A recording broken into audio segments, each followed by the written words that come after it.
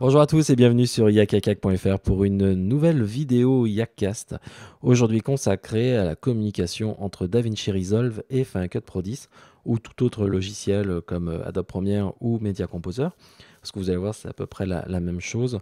On va utiliser donc les fichiers XML pour communiquer entre les deux applications et voir ce qui est possible de faire, quel est l'intérêt d'utiliser DaVinci Resolve par exemple dans certains cas, plutôt que dans FCP10, et est-ce qu'on peut revenir dans les deux sens, quelles sont les informations qui passent et qui ne passent pas. Bon bref, on va voir un petit peu ce qui se passe. Alors, pour démarrer cet élément et pour montrer un des flux de production, on peut dans certains cas avoir besoin de DaVinci Resolve pour utiliser et pour visionner en fait des plans comme ces plans en fait tirés de ma Pocket Camera avec une suite de fichiers DNG. Vous voyez, c'est pas très lisible directement dans le Finder. Donc on va voir comment utiliser cela. Ensuite, on peut aussi demander à, par exemple, si vous avez une station d'étalonnage assez bien garnie en GPU, en mémoire, mais que le monteur, lui, n'a une petite station au fond de sa cave et qui ne voit pas la lumière, il ne peut pas gérer des images comme ça 4K. Donc, ce qu'on pourrait faire aussi, c'est utiliser DaVinci Resolve pour convertir ces fichiers 4K en haute résolution pour la machine du monteur et l'utiliser comme moulinette. Et c'est un petit peu ça mon point de départ de cette présentation, c'est-à-dire qu'on va utiliser Resolve pour, comme outil de conversion de plusieurs plans, pour faire par exemple ce qu'on appelle les dailies. Les dailies, ce sont lorsque vous récupérez les rushs, vous faites des sauvegardes bien sûr sur différents disques durs, puis vous préparez les plans pour le chef opérateur, le réalisateur, lorsqu'il veut visionner les plans le soir, ou bien pour le monteur directement. Et donc vous allez pouvoir, en fonction des caméras que vous utilisez, si c'est des fichiers MXF par exemple, ou si ce sont d'autres éléments, des R3D, ou voilà, donc plein d'autres, des fichiers DPX, des séquences DPX par exemple. Vous allez pouvoir par exemple tout mettre sous format ProRes en HD, et puis après revenir pour refaire l'étalonnage, mais cette fois-ci en 4K, en 5K, en 6K, comme vous le voulez. Donc c'est un peu le workflow que je vais vous montrer ici. Donc je vais pouvoir rentrer dans DaVinci Resolve. Là j'ai un projet justement en Ultra HD. Je vais pouvoir l'ouvrir et puis je vais aller retrouver en fait mes médias. Donc par exemple je retrouve mes médias ici vidéo, donc en 4K Ultra HD, qui ont été tournés avec la Blackmagic Production Camera 4K. Et puis je retrouve ici mes fichiers DNG. Alors là, qui sont lisibles directement. Vous voyez, ce sont des fichiers pour un timelapse, par exemple, voilà, comme ceci. Donc je pourrais utiliser DaVinci Resolve pour convertir ces fichiers DNG et les transformer en ProRes, par exemple. Là, ce que je vais faire, c'est que je vais utiliser les plans qui sont ici. Et je vais pouvoir, par exemple, les sélectionner. Parce que pour l'instant, ils sont uniquement sur mon disque dur. Et DaVinci Resolve ne prend pas conscience de ces clips, n'a pas de connexion avec ces clips. Pour que DaVinci Resolve connaissent l'existence de ces clips, il va falloir que je les mette dans le Media Pool, où on peut l'appeler aussi la matrice. Et une fois qu'ils sont dans la matrice, DaVinci Resolve connaît tout de ces clips. C'est-à-dire que je vais pouvoir ici sélectionner les plans et je vais avoir accès à toutes les métadonnées en fait de différents clips. Donc ça peut être, c'est très pratique d'avoir le Media Pool. Pour faire simple, un Media Pool, c'est un chutier pour votre logiciel dans lequel vous allez voir classer. Là, j'ai un dossier, c'est un chutier master. Et vous pouvez mettre différents sous-dossiers directement. Donc, ça peut être assez pratique pour cela. Donc, je vais maintenant passer. Donc, j'ai juste fait ici dans la partie média, la première page, ça, glisser et déposer mes éléments dans média. On va voir que c'est très rapide en fait pour convertir tous les fichiers. Ensuite, je vais dans Edit. Edit, c'est la partie montage de DaVinci Resolve, où on va retrouver ici les médias. Donc le Media Pool, c'est exactement la même chose que sur la page précédente, présenté sous une autre forme. Et on a l'onglet Timeline. Pour l'instant, il n'y a pas de timeline qui sont ouvertes, ou qui sont créées, tout simplement. Donc je vais faire un clic droit, je vais faire créer une nouvelle timeline. Je vais pouvoir l'appeler par exemple XML. Et puis, vous voyez, par défaut, l'option est Empty Timeline, c'est-à-dire qu'il va créer une timeline vide, bien sûr, pour mettre tous les clips un par un. Moi, mon but, c'est de gagner beaucoup de temps, décocher cette option, et donc il va prendre tous mes clips qui vont être dans mon Media Pool, ici, et automatiquement, il va créer un bout à bout de tous mes clips. Donc ça, c'est assez pratique. Donc là, j'ai une dizaine de clips, donc c'est simple. Mais quand vous avez une centaine de clips, au lieu de les glisser un par un ou de les faire un drag and drop, là, vous avez directement, lorsque vous créez la timeline se remplit automatiquement. Donc ça, c'est assez pratique d'avoir ce genre d'option pour gagner du temps toujours en 2 clics. Voilà, vous avez le bout à bout. Ensuite, juste pour m'arrêter sur la partie edit, c'est une page où il y a eu beaucoup de changements depuis 2 versions maintenant. C'est vraiment un outil maintenant d'étalonnage à part entière. C'est-à-dire que vous avez, vous voyez, une configuration très proche de ce que vous connaissez déjà avec donc le chuitier qui est le media pool, le visualisateur source, le visualisateur de la timeline ici, donc du montage, donc le record. Vous voyez comme ceci. Si je prends un plan, je peux le glisser ici. Pour les utilisateurs de Final Cut Pro 7, bah, vous allez vous y retrouver. Hein. C'est exactement le même menu. Ils ont fait copier-coller. Globalement, c'est un petit peu un mix entre FCP 7, FCP 10, Premiere, parce qu'au niveau des pistes, vous allez vous y retrouver un petit peu mieux par rapport à FCP 7 ou Adobe Premiere, par exemple. On retrouve les mêmes outils. Vous avez les outils de trim, des lames et autres. Vous avez, par exemple, si je sélectionne un plan, bah, vous avez le lien. En fait, les icônes sont les mêmes que dans FCP 7. Ou alors, je peux décocher justement le lien et, par exemple, demander à enlever tous les audios, parce que je ne vais pas utiliser l'audio dans ce Yakas pour l'étalonnage. Donc voilà, je ne vais pas faire plus long, juste vous montrer qu'ici, il y a l'index qui me permet de passer directement d'un plan à un autre.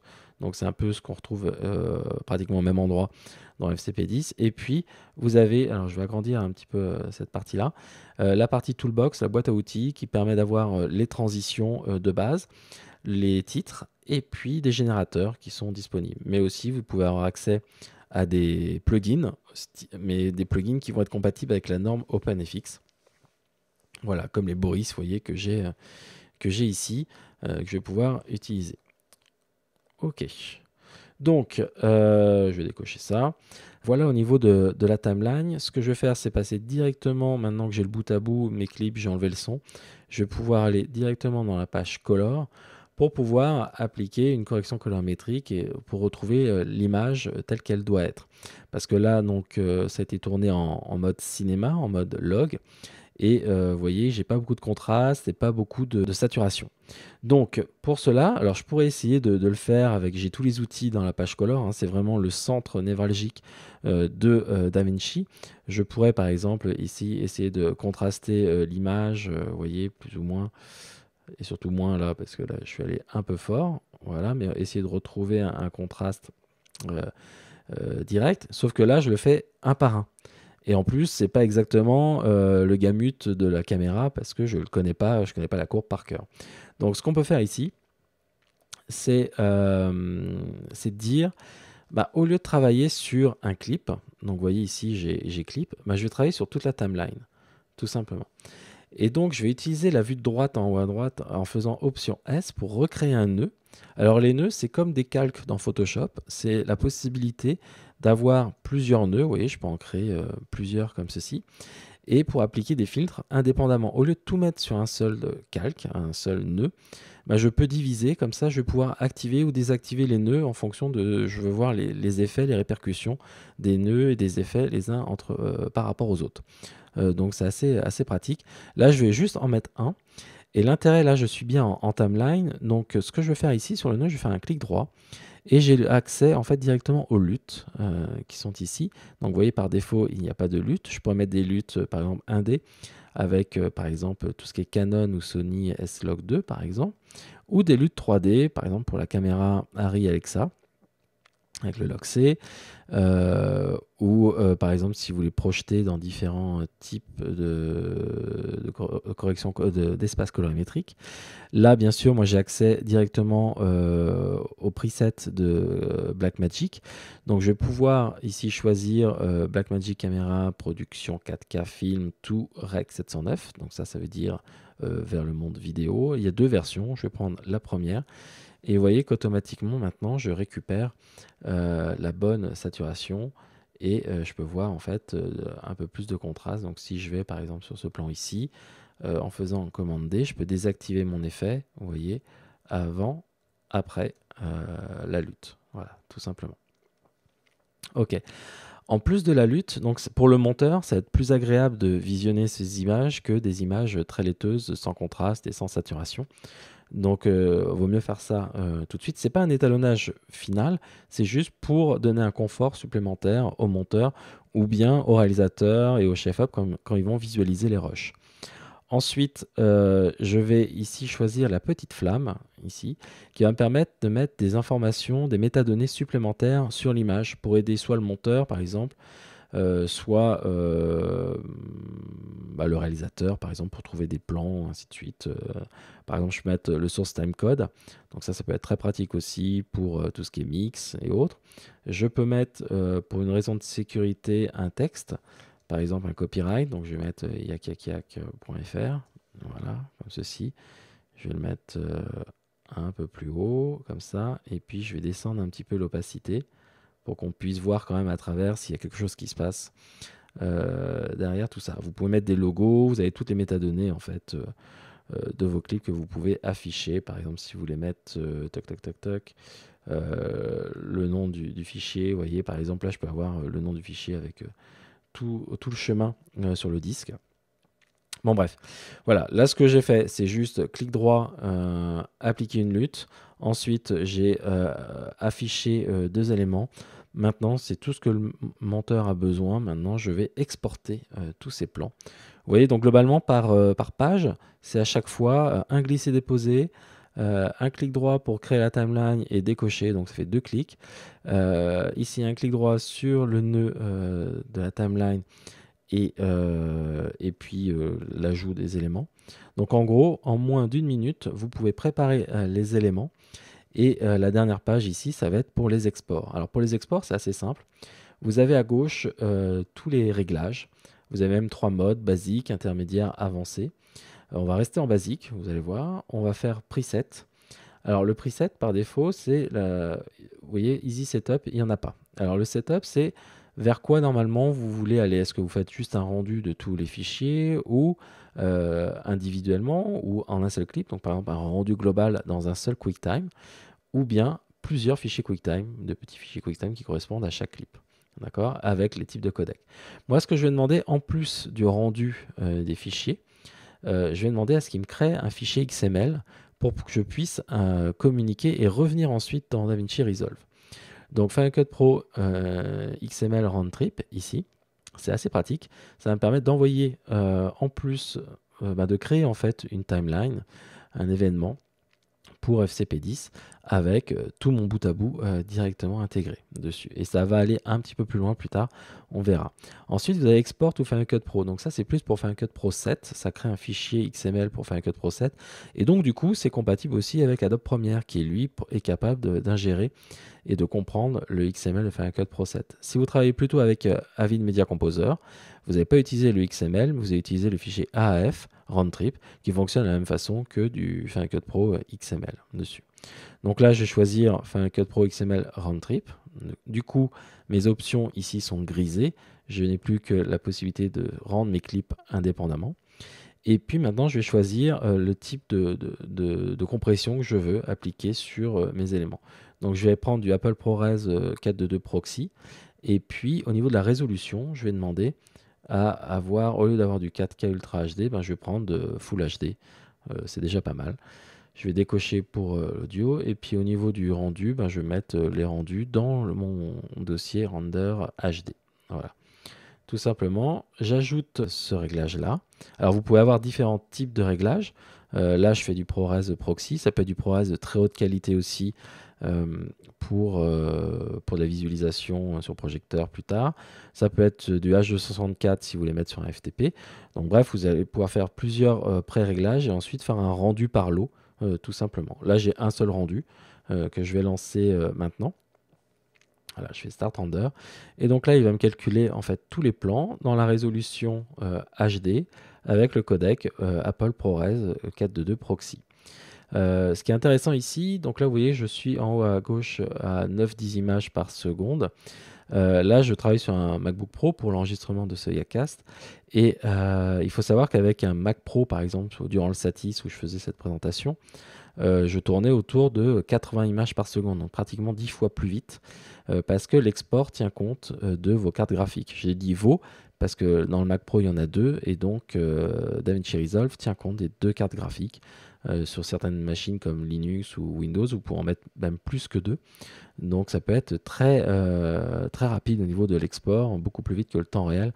Donc ça, par exemple, sur un film d'1 h 30, si vous le faites en 3/4 d'heure, c'est déjà pas mal. Donc ce que je vais faire ici, moi j'ai pas la puissance graphique, par contre j'ai un bouton spécial sur mon ordinateur qui s'appelle le Fast Forward. Et on va se retrouver dans quelques secondes pour à la fin du rendu, tout simplement. Gentlemen, we have the technology. Better, stronger, faster.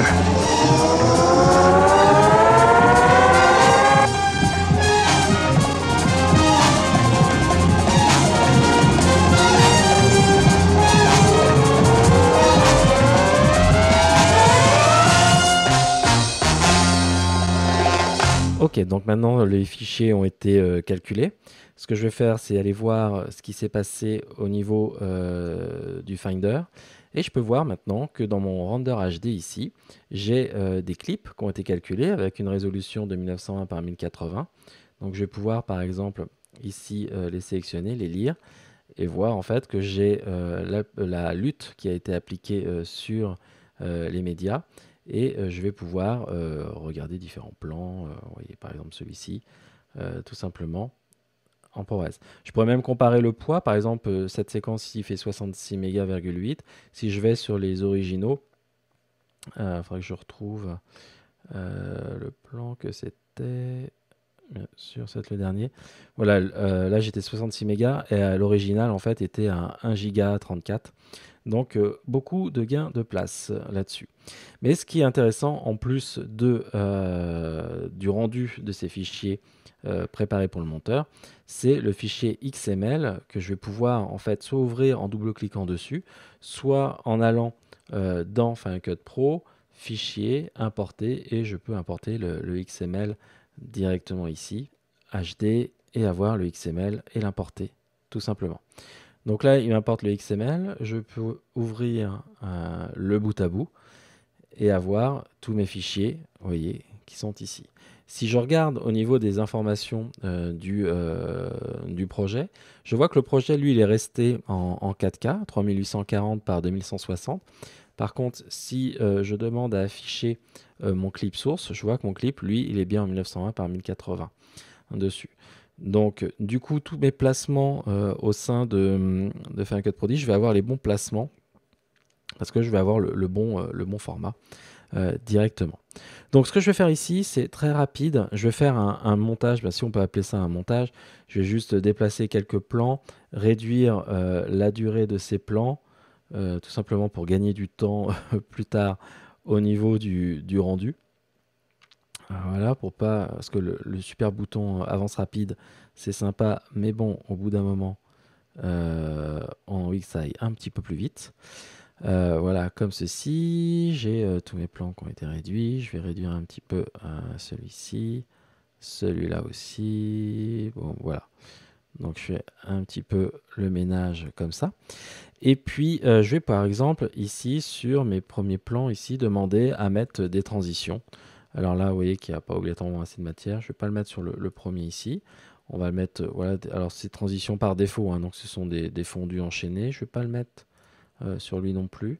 On va mettre autre chose, tout simplement. Ce que je pourrais faire ici, c'est mettre ce plan-là par-dessus l'autre. Donc, par exemple, par-dessus celui-ci. Et puis, demander à changer sa taille. Donc je vais dans vidéo, échelle, je vais pouvoir le repositionner comme ceci et le mettre par exemple tout petit en haut à gauche, comme cela. Voilà. Ok. Ensuite, je vais avoir ce plan-ci et celui-ci. Donc, ce que je pourrais faire, c'est par exemple rajouter des transitions. Mais au lieu de mettre des transitions par défaut, qu'on retrouve un petit peu les volets ou autres, je vais aller dans les transitions spécialement pour Final Cut Pro 10. Et donc, par exemple, je vais pouvoir prendre, vous voyez, il y a différentes choses. J'aime bien ici la lumière parasite. Voilà, le petit l'effet lens flare. Je vais pouvoir le mettre dessus. Voilà, comme ceci. Et puis sur l'autre d'avant, on va mettre quelque chose d'un peu plus funky avec des flèches. Donc là, c'est vraiment des transitions spécifiques à, à FCP10. Et on va voir comment cela interagit avec Resolve. Voir ce qui passe et ce qui passe pas. Je peux aussi, par exemple, sélectionner mon plan et demander à jouer au niveau de la lumière, par exemple au niveau d'exposition. Je vais contraster ici mon image très fortement, comme ceci. Voilà, je vais descendre encore un peu plus pour voir si des modifications peuvent être sauvegardées au niveau des corrections que le monteur pourrait faire, lui, pour me donner une voix sur l'étalonnage dans Resolve. Ensuite, je pourrais aussi aller dans les effets.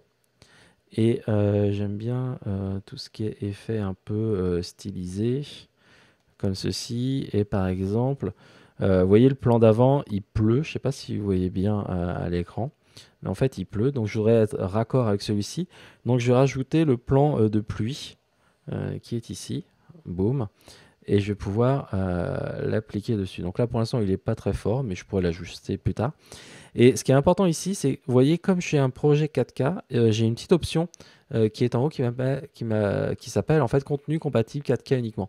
Ça peut être pratique dans le cas où vous utilisez des filtres qui ne sont pas optimisés pour le 4K ou qui demandent beaucoup trop de ressources par rapport à votre carte graphique. Donc ça va vous permettre de voir, en fait, si vous décochez, je vais avoir beaucoup plus de filtres disponibles, mais ils ne sont peut-être pas compatibles pour le 4K, donc à tester. Alors, normalement, dans la démonstration et au Satis, j'avais montré que je pouvais rajouter un texte sur les éléments, positionner le texte n'importe où et le sauvegarder. La problématique, c'est que depuis le Satis, il y a eu deux mises à jour, une mise à jour pour DaVinci Resolve et une mise à jour pour FCP10. Et depuis, ça fait bugger en fait le round tripping. Donc voilà, j'attends une nouvelle mise à jour qui va corriger ce bug.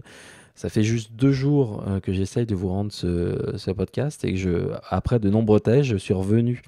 J'ai trouvé en fait le pourquoi du bug, c'est juste à cause du texte.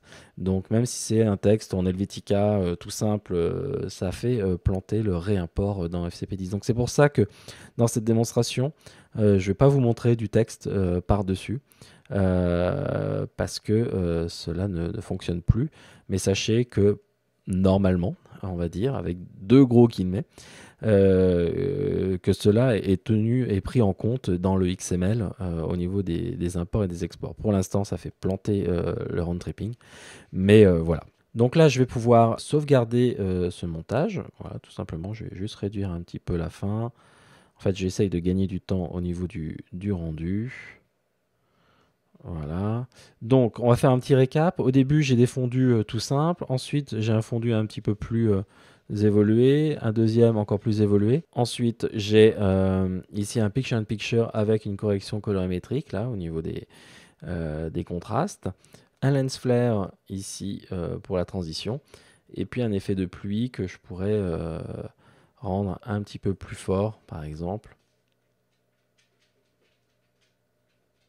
Voilà, comme ceci, mais encore une fois, on fera un réglage un petit peu plus tard. Voilà.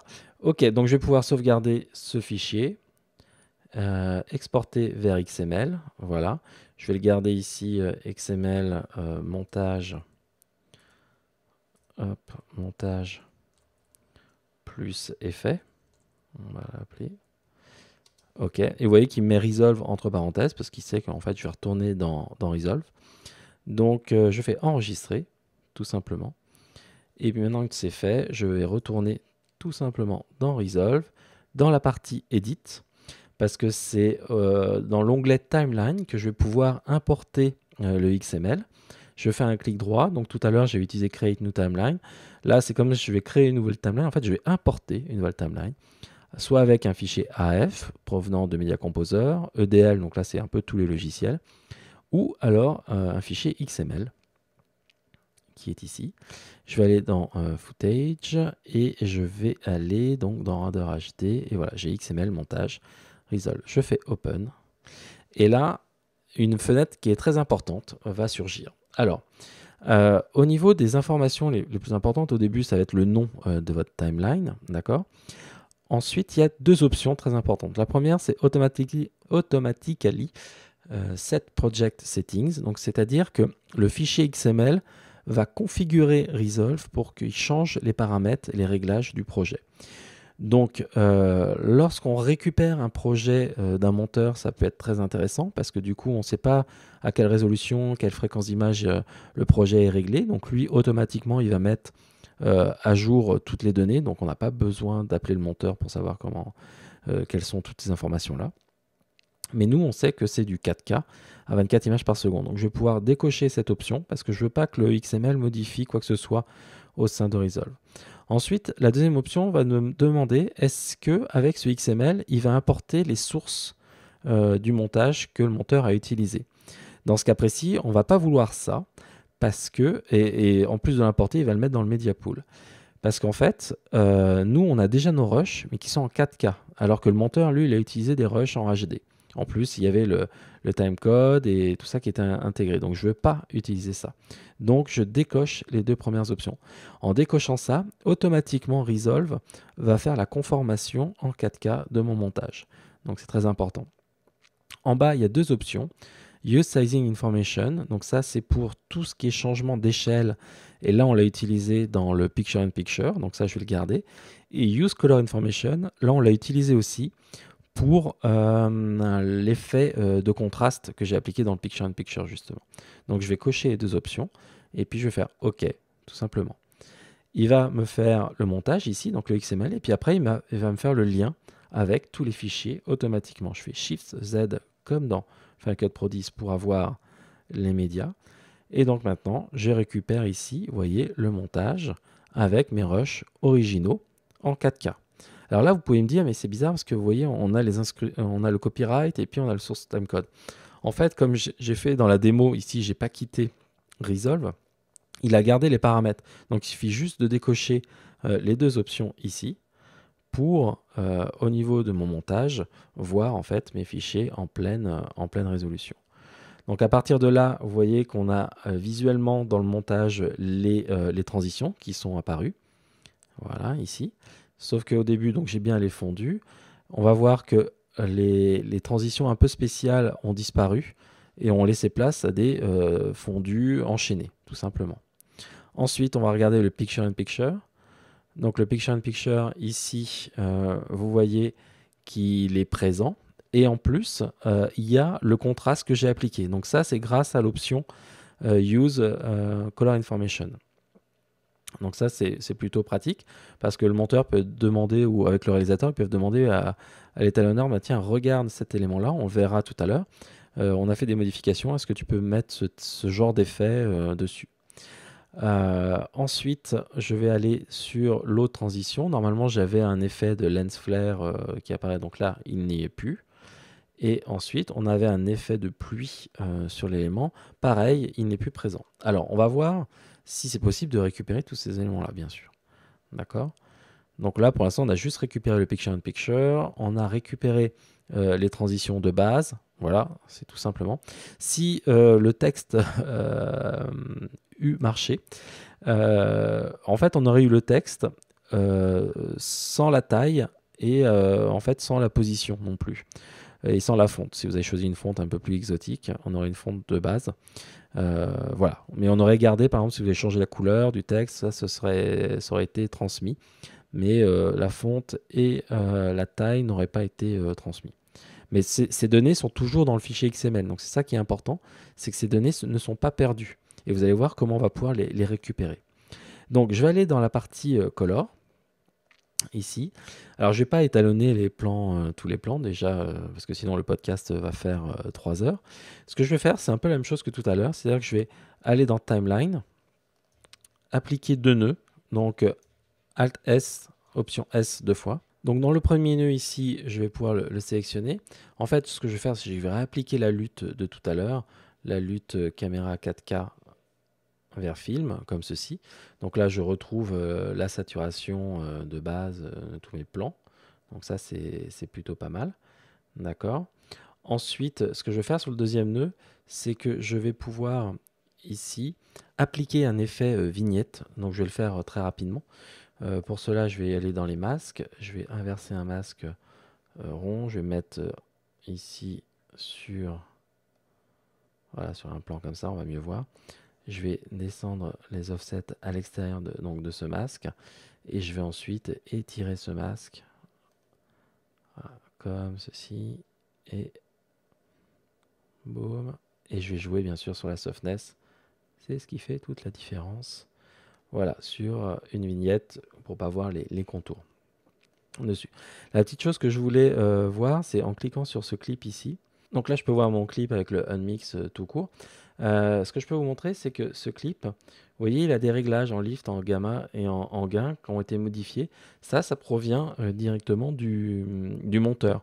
Donc dans le XML, ces informations ont été transmises via le XML. Donc après, moi, je pourrais faire un petit reset, par exemple, pour dire, je vais resetter tous ces paramètres et comme j'ai appliqué la lutte, je vais par exemple régler moi-même ce contraste. Alors je pourrais prendre par exemple l'autre, voilà, recontraster un petit peu l'image manuellement, voilà, tout simplement. Voilà. Donc j'ai appliqué mes deux effets, mon effet de vignette sur tous les plans. On va dire que l'étalonnage est finalisé, comme ceci, voilà. J'ai tous mes plans. Donc ce que je vais faire, c'est aller dans Deliver, ici, défaire la tâche que j'ai rendue précédemment. Et puis je vais dire que je vais refaire un round tripping, je vais renvoyer mes éléments étalonnés dans Final Cut Pro 10. Mais cette fois-ci, au lieu de jouer avec du proxy 422, je vais prendre par exemple du 422 HQ ou bien du 4444. 4444, voilà, il y a 44. Et je vais garder la résolution 4K UHD pour avoir la résolution finale. Je enlève l'export audio et puis dans mon rendu, je vais faire le rendu. Voilà, je vais préparer un dossier rendu 4K. Je vais pouvoir sélectionner comme ceci. Je vais demander à ajouter l'ensemble de mes éléments dans la liste de rendu. Et puis, je vais cliquer sur Start Render. Alors, comme tout à l'heure, je vais activer le boost de mon MacBook Pro et on se retrouve dans quelques secondes. Donc on arrive à la fin du rendu. Voilà, le rendu vient de se terminer. Très pratique cette fonction, ce petit bouton boost. Je crois que je vais lancer un Kickstarter ou un Ulule prochainement pour l'accélération des rendus. Ok, donc maintenant ce que je vais faire, c'est retourner ici dans mon Finder, voir qu'au niveau de mon render 4K, ici j'ai bien des éléments qui ont été calculés ici et je vois en fait mes éléments avec les différents rendus. Donc là je peux voir que c'est bien du 4K avec l'étalonnage de tous mes éléments. Et bien sûr, j'ai un fichier XML que je vais pouvoir importer directement dans Final Cut Pro 10.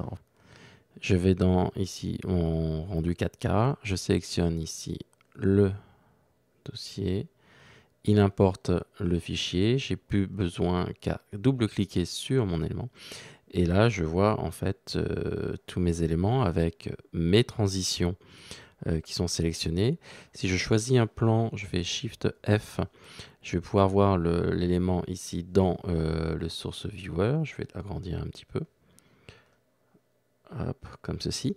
Donc là, j'ai mon fichier source. Je vais bien vérifier au niveau de l'info que c'est une résolution Ultra HD. Donc c'est le cas ici, qu'il est bien en Apple ProRes 44444. Voilà, en progressif, à 24 images par seconde. Donc là maintenant, j'ai mes sources qui sont vraiment avec les bonnes transitions.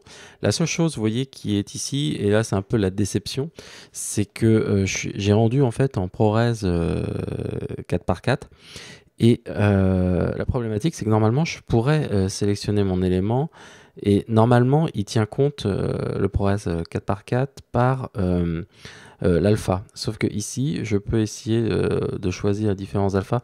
En fait Resolve calcule du noir et ne calcule pas en fait de l'alpha. Donc ça c'est un petit peu dommage.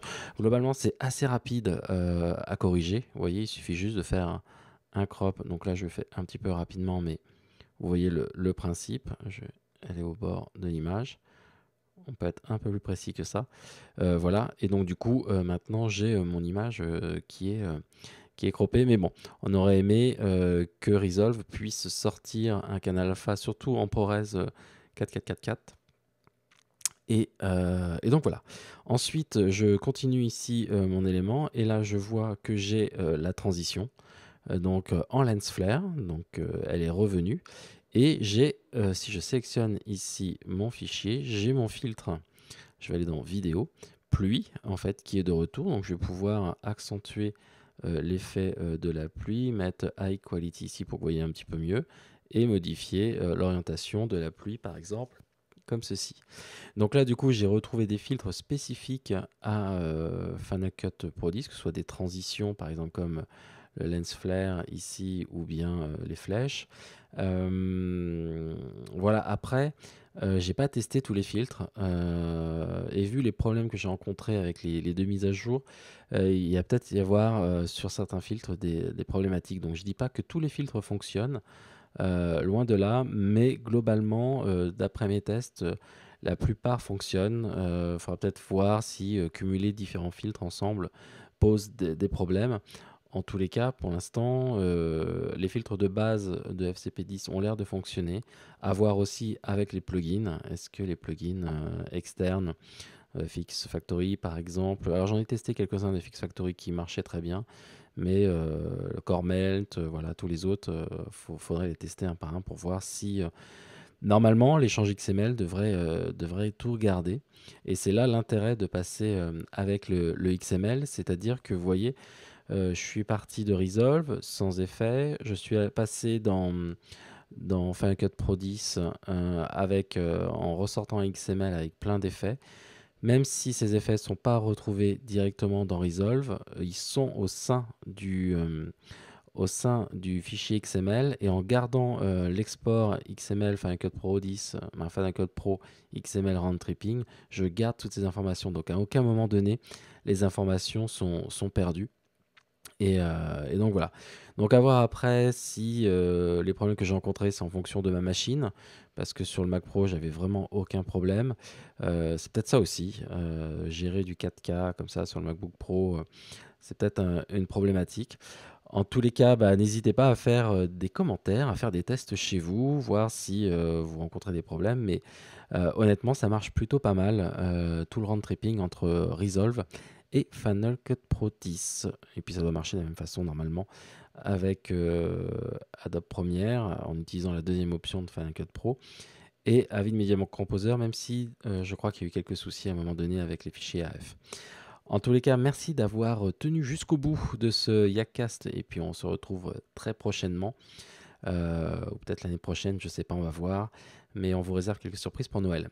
Allez, en tous les cas, ciao ciao, bonne journée à vous, bonne soirée, et à très bientôt sur yakakak.fr. Ciao ciao.